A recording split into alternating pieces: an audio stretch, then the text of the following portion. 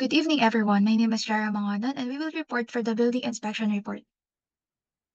So for the building, this is how it looks like. For the occupancy, we identified it as a Group A residential building because it serves the primary function of providing residential accommodation and is designed for dwelling purposes. It is under Section 701. For its minimum requirements under Section 708, we can see that the total area is measured at 145.8588 meters squares and the building's inside is 99 meters squared. Based on these measurements, the building occupies approximately 67.87 of the total lot area. The building has two doors, one in front and another in the kitchen. The inspected building complies by providing two sanitary toilets, a kitchen sink, and a water pump in the garage, ensuring adequate facilities for washing and drainage. So here are the pictures for the doors, toilets, and the kitchen, as well as the floor plan. So the building complies on those sections. For the Section 708 minimum requirements of Group A dwellings, the foundation is exactly 250 millimeters thick and the foundation is exactly 600 millimeter below the surface of the ground. We found this out by referencing the floor plans that was provided by the owner.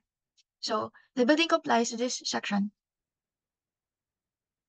The building's electrical plan was designed and installed by a licensed electrical engineer in accordance with the requirements of the Philippine Electrical Code. So as you can see here, there was the name of the engineer that was PRC licensed, therefore ensuring the correctness and appropriateness of the design. Next is the measured distance from the property line are as follows. Front is 0.94, right side is 1.82, back is 0.82. All sides fall below the minimum 2-meter distance. So the building does not comply to this corresponding section. For our recommendation, alter the structure to comply with setback regulation, possibly by redesigning certain elements or reducing overall size. Consult professionals, engage architects or engineers to explore solutions that ensure compliance without compromising the building's functionality. Section 707, maximum height of buildings.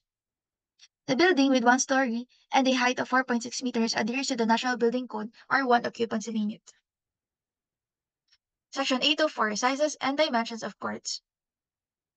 So as you can see in the pictures, we measured it using a meter or in Tagalog metro. The measured setbacks of the building is 0.94, 1.84, and 0.82. So the building does not comply. And to address this, we should use fire-resistant materials, install fire barriers, improve ventilation with larger windows, maximize vertical space, and ensure proper drainage. For Section 704, the location on property, there are no firewalls in the building, which the building complies. So for this, in Rule 8, light and ventilation, we measure this visually. The window wall ratio in the building is 1:1. All these windows are in functional and in good condition. So we can see here the sizes for large, medium, small, and extra small. So the building complies. For Section 808 or window openings, every room intended for any use not provided with artificial ventilation system as herein specified in this code shall not be provided with a window or windows with a total free area of openings and equal to at least 10% of the floor area of the room. So as you can see here, we manually computed for the window free area over floor area. So we can see that the building complies.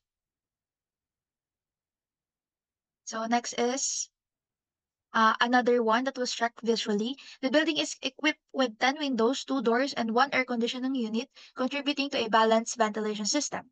So the building complies. Section 805 or ceiling heights. The master bedroom is exclusively equipped with artificial ventilation, specifically an air conditioning unit, and features a ceiling height of 2.8 meters. The dining room, bedrooms, living room, and toilets all feature a ceiling height of approximately 3.4 meters, enhancing airflow and promoting better ventilation. So for Section 805, the building complies. So another one, check visually, the building is well illuminated with sufficient artificial light reaching every area, including corners, ensuring a bright and uniformly lit environment all throughout.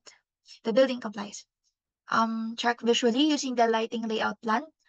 A licensed electrical engineer design and installed the lighting layout, ensuring that it is appropriate for the space. So we can see here the lighting layout plan and the load schedule. So yes, next for our Rule 10, building projection over public street. So first we have section 1001, which is the general requirements. So no part of the building extends beyond the property line, including the canopy, and the entire structure is confined within the boundaries of the residential property. Next, we have section 1002, or the projection into alleys or street. The street adjacent to the building is free from any obstruction caused by the residential structure, ensuring clear and unobstructed access. Next, we have section 1007, doors, windows, and the like. The projection of open doors and windows is contained entirely within the property boundaries, ensuring no obstruction to public streets or spaces. And this building complies. Next, for section 1005, canopies or markets. So it has a horizontal clearance of 1.8 meters and a vertical clearance of 3.56 meters. Its outermost edge is set significantly away from the curb line, ensuring ample space and minimizing any potential interference with pedestrian or vehicular traffic. So this building also complies. Next, we have also another one. The area surrounding the canopy is free of any loose materials and there are no visible cracks or signs of structural failure, ensuring the integrity and safety of the projection. And we also have sturdy metal railings are installed along the perimeter of the canopy, providing additional support and enhancing safety around the structure. And this building also complies in this vote. So another one, upon inspection, the building shows no visible signs of damage or wear, indicating that the overall condition of the building's structural components remains sound and well maintained. We also have several walls display minor visible cracks, with one particularly noticeable crack located near the door. These cracks, though small, warrant attention to ensure the continued structural integrity of the affected areas. Next, another one, we have the house was designed by licensed civil engineer, ensuring the proper load distribution of structural loads. And next, for section 1207, stairs, exits, and occupant loads, the canopy features sturdy metal railings that have been securely installed, standing at a height of 1.2 meters. These railings offer both safety and aesthetic value, ensuring reliable protection and complementing the structure's design. Next, for section 1207, stairs, exits, and occupant loads, emergency exits are accessible and unobstructed, but it is not well marked. And for section 1207, also, we have there is one exit located near the kitchen.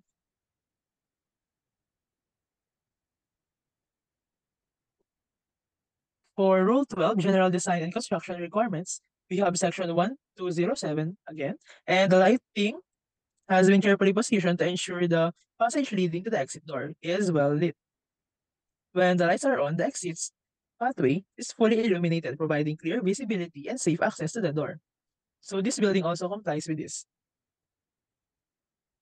Oh, I got it. So on Rule 20, signs under Section 2001, General Requirements, under Section 202, Maintenance, under Section 204, Supports and Anchorages, under Section 2003, Design and Construction, Rule 20 of the National Building Code of the Philippines, or NBCP, is primarily applicable to commercial establishments and does not typically extend to residential buildings. So the building that we inspected is a residential building, therefore, this rule is negligible.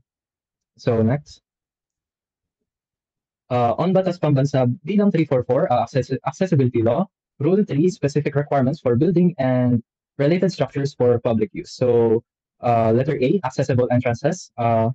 Ensure that entrances are accessible for persons with disabilities, including ramps with proper slopes and handrails. So, verify that the doors are also wide enough, at least 0.8 meters, and have accessible handles. So, based on the picture, as you can see, the entrance door has a width of 0.8 meters. However, the entryway lacks a proper slope and ramp. Additionally, accessible handrails have not been installed, limiting ease of access for individuals with mobility challenges.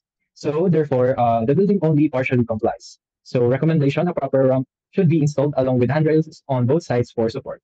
So, letter B, pathways and corridors.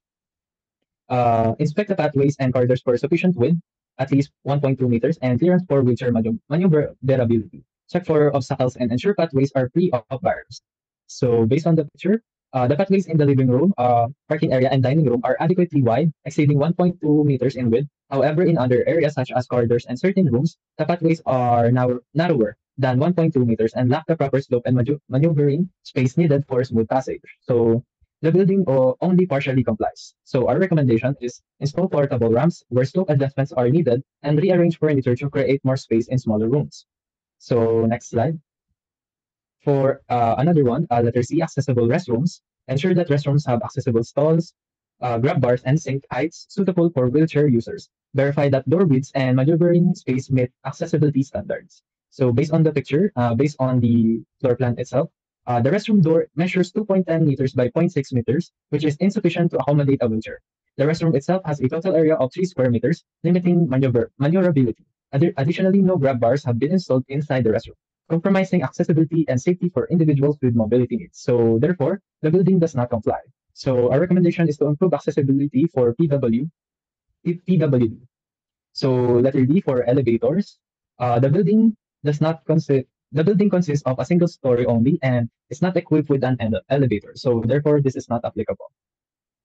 So for parking spaces, verify that designated accessible parking spaces are available, marked and located close to building entrances. Ensure that parking spaces have appropriate dimensions, at least 3.6 meters wide, and are equipped with proper signage. So based on the picture, as you can see, we measured the parking space, and the parking space measures 6.5 meters in width and is situated at the front of the house, providing convenient access to the building entrance via a ramp. So additionally, the adjacent walkway exceeds 1.2 meters in width, ensuring ample space for safe and easy passage. So therefore, the building complies.